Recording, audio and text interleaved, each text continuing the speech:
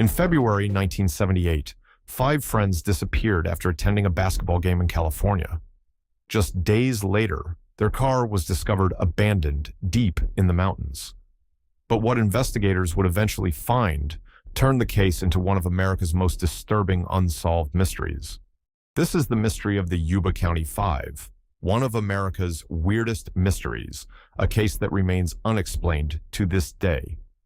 The group consisted of 5 close friends: Jack Madruga, Bill Sterling, Ted Wire, Jackie Hewitt, and Gary Mathias. Most of the men had mild intellectual disabilities. Gary Mathias was different. He had been diagnosed with paranoid schizophrenia after serving in the military. But according to friends and family, Gary was stable, social, and functioning well while taking his medication. And despite their conditions, the group was still able to live relatively normal and independent lives. They spent much of their time together, loved basketball, and followed strict daily routines. The 5 men were all members of a local basketball team known as the Gateway Gators. And on February 24, 1978, the group traveled to Chico, California for a basketball game they had been looking forward to for weeks.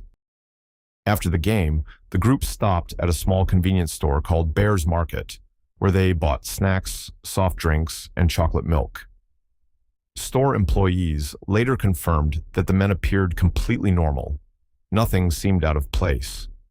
But sometime later that night, something went terribly wrong, because instead of driving back home, the group somehow ended up deep in the mountains of Northern California.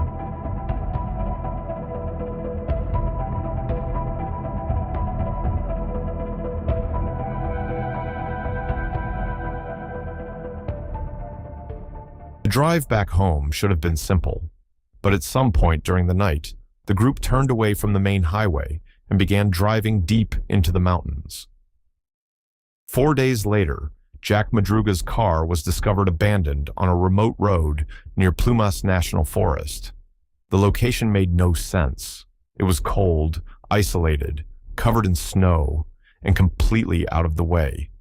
Even stranger, investigators later discovered there was nothing mechanically wrong with the car.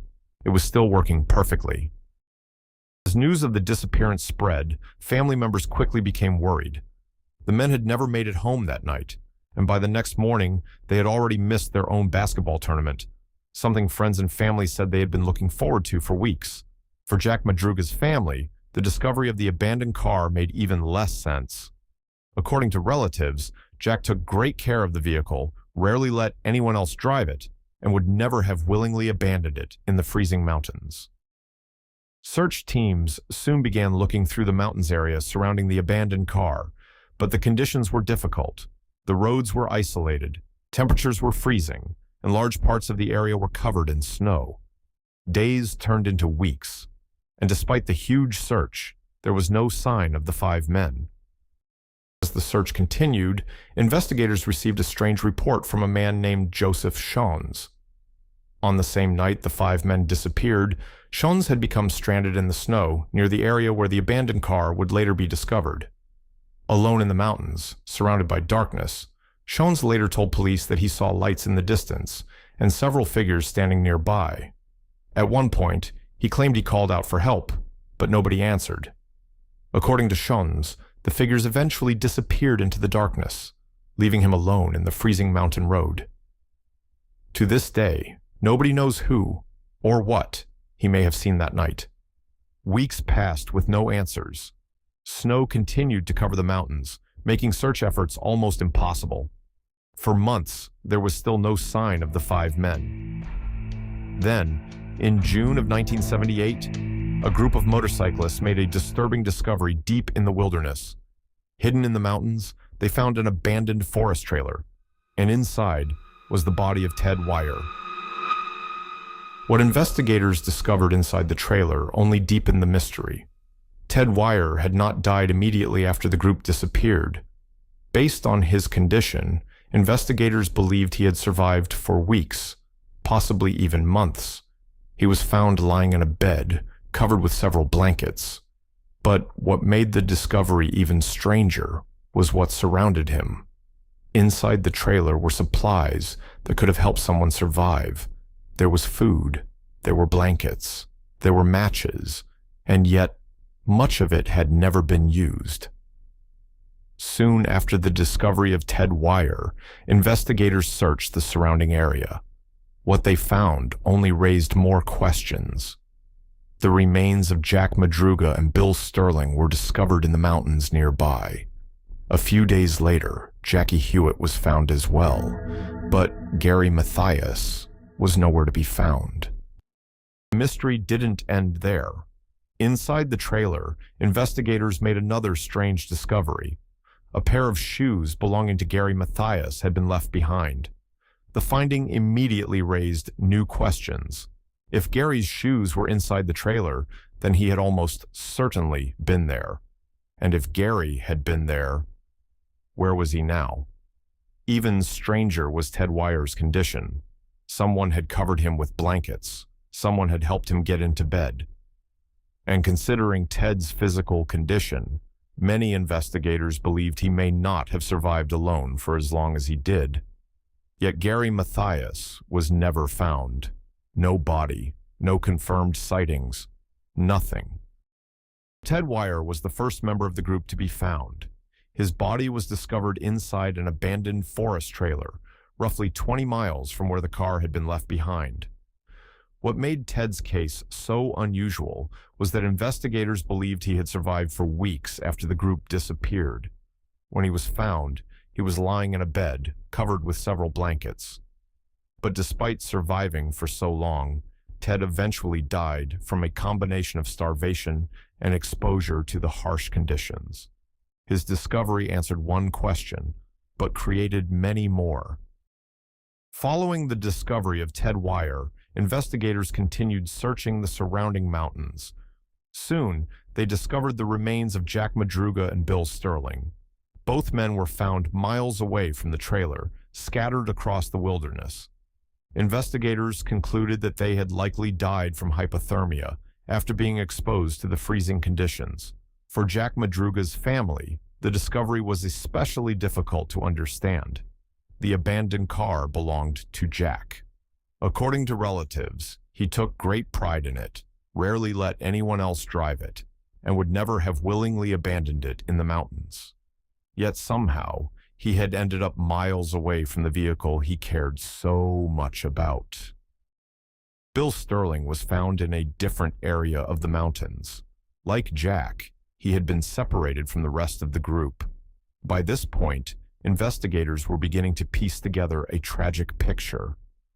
Somewhere in the freezing wilderness, the five friends had become separated. A few days later, investigators made another discovery. The remains of Jackie Hewitt were found in a different area of the mountains.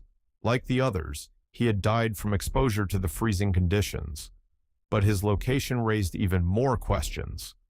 Jackie was found far from both the trailer and the other members of the group. By this point, it was becoming clear that the five friends had not stayed together. Somewhere in the darkness and snow, the group had become separated. Whether that happened by choice, by circumstance, or out of panic, nobody knows. There was still one member of the group investigators had not found, Gary Mathias. Unlike the others, Gary seemed to vanish without a trace. No body was ever recovered, no confirmed sightings were ever reported, nothing. And that is what makes Gary's disappearance so unsettling. Investigators knew he had likely made it to the trailer. His shoes had been found inside, yet Gary himself was nowhere to be found. Did he leave the trailer and get lost in the mountains? Did he survive longer than anyone realized? Or did something else happen entirely?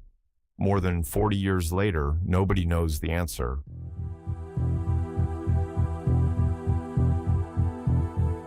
The first theory is the official explanation. Investigators believe the group may have simply become lost. At some point that night, they may have taken a wrong turn and driven deep into the mountains without realizing how far they had gone. When the car stopped, the freezing conditions, darkness, and snow may have caused panic and confusion. From there, the group may have left the vehicle looking for help. But if this theory is true, It still doesn't explain everything. It doesn't explain why they abandoned a working car. It doesn't explain why they walked so far into the wilderness. And it doesn't explain why the supplies inside the trailer were barely used. Another theory centers around Gary Mathias. Of all 5 men, Gary was considered the most independent. He had military experience, knew how to survive outdoors, and his shoes were later found inside the trailer. Because of this, some people believe Gary may have been the one helping Ted Wire survive after the group reached the trailer. But others have suggested a very different possibility. Gary had been diagnosed with paranoid schizophrenia, and some believe he may have experienced a psychotic episode that night, causing the group to drive into the mountains in the first place. There is no evidence to prove either theory, but because Gary was never found, his role in the story remains one of the biggest mysteries of the entire case. The final theory is perhaps the most mysterious. Some people believe the group may have been fleeing from something that night. Supporters of this theory point to several strange details. The abandoned car was still working. The group had driven far away from their normal route. And then there is the testimony of Joseph Shones. On the same night the men disappeared, Shones claimed he saw lights in the darkness and several figures near the area where the car was later found. Could the group have encountered someone in the mountains? Could they have become frightened and fled into the wilderness? There is no evidence proving this theory, but for many people, it remains one of the most unsettling possibilities. More than 40 years later, nobody knows exactly what happened to the Yuba County Five. Why did they drive into the mountains? Why did they abandon a working car? And what happened to Gary Mathias? Perhaps those questions will never be answered, but that is exactly why the case continues to fascinate people to this day. 5 friends entered the mountains that night. Only 4 were ever found.